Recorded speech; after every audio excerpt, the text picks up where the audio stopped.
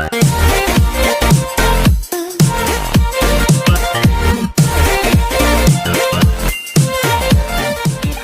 Students, आज हम लोग जो है कि मैथ क्लास 10th की मैथ में सेकंड चैप्टर को पढ़ना शुरू करेंगे, पॉलिनोमियल्स।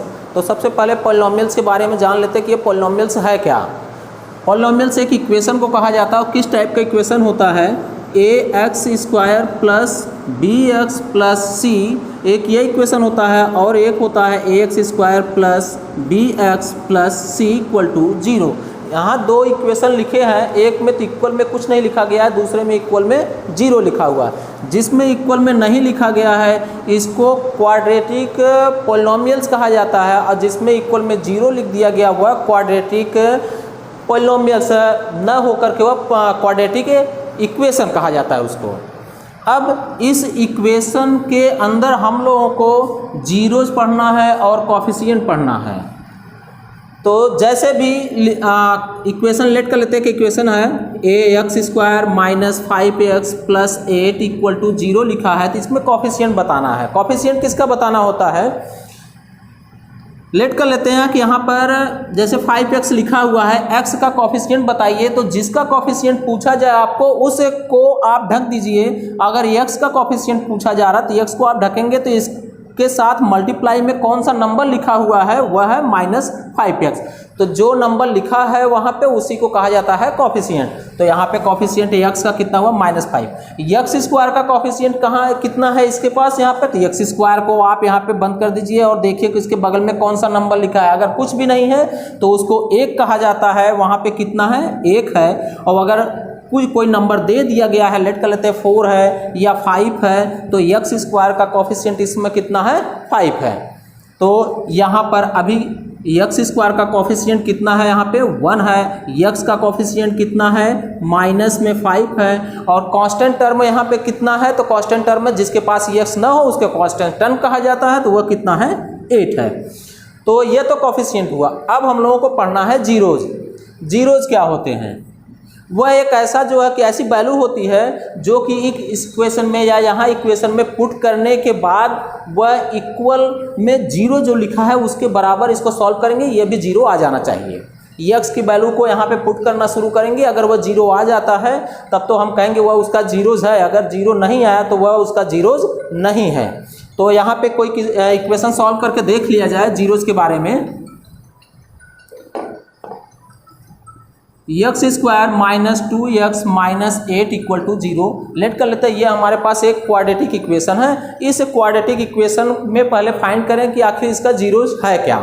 तो इसको आप फैक्टराइज कर दीजिए।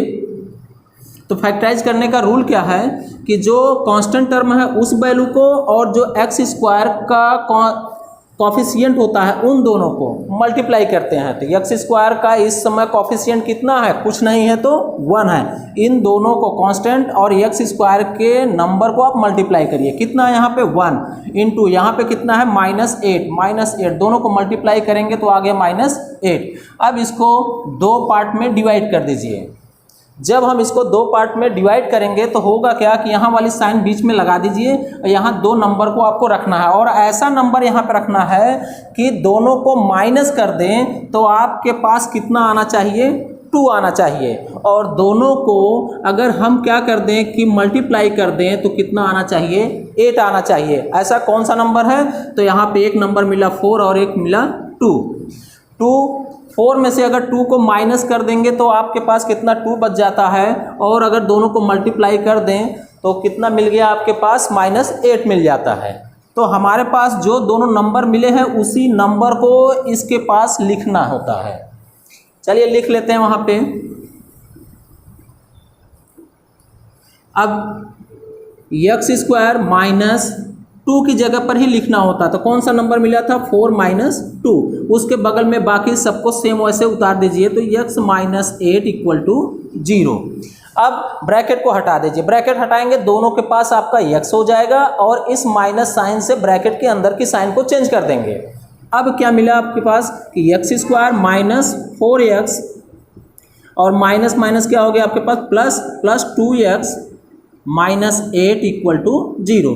अब दो दो का पेयर बनाइए, पेयर बनाने के बाद कॉमन करिए कि इन दोनों में क्या कॉमन हो रहा है। तो यहाँ पे x इंटू एक्स 2 है और यहाँ पे 4x, दोनों में x कॉमन हो रहा है। एक x अगर निकाल लेंगे तब भी इसमें से आपके पास कितना, एक x बच गया। माइनस में यहाँ से एक x निकाल दिया तो केवल क्या बचा, 4 बचा है। अब जो साइन यहाँ प्लस की साइन हो तो प्लस की साइन उतार दीजिए, माइनस की साइन हो तो माइनस की साइन उतार दीजिए।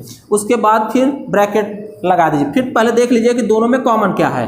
तो कॉमन में x यहाँ पे है, यहाँ पे कोई नंबर नहीं है, मतलब x कॉमन तो नहीं हो रहा है। 2 को देख लीजिए क्या 2 कॉमन है। तो टेबल पढ़ करके आप उसको चेक करते हैं तो 2 1 जा 2, 2 4 जा 8, मतलब 2 का टेबल अगर पढ़ रहे हैं तो वही कॉमन हो गया। तो 2 यहाँ से कॉमन कर दीजिए तो x -2 4 जा 12 इक्वल टू 2 4 जा 8, यह हो गया।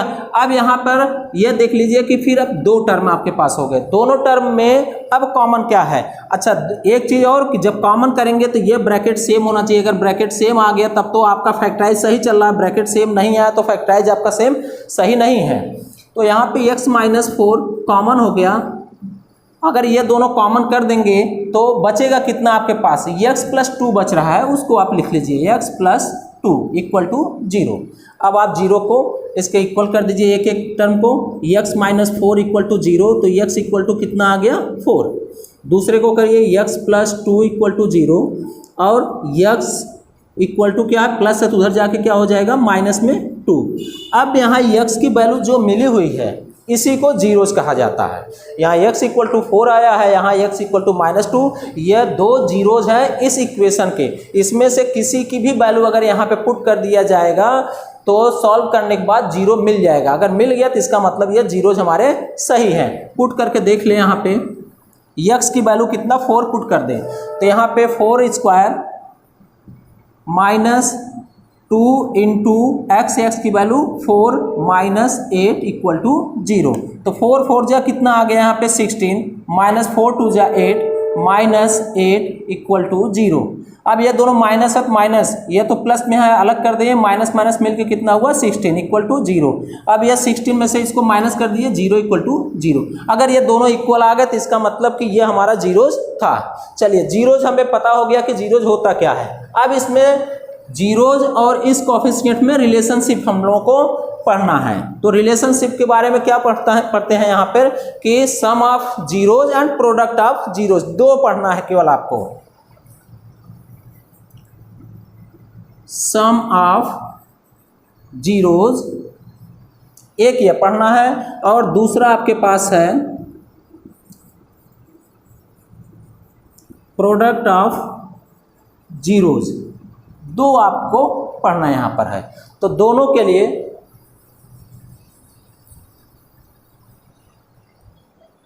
सम ऑफ जीरोज का फार्मूला क्या होता है, -b/a और प्रोडक्ट ऑफ जीरोज क्या होता है c/a।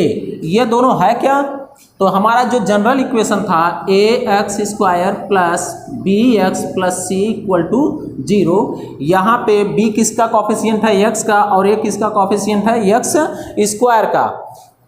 अब इस वैल्यू को चेक कर ले तो इसका मतलब यह कॉफिशिएंट किसका हुआ है। अगर लिखना चाहें तो यहाँ पे लिख दें कि माइनस कॉफिशिएंट ऑफ x और अपान में लिखेंगे कॉफिशिएंट ऑफ x²।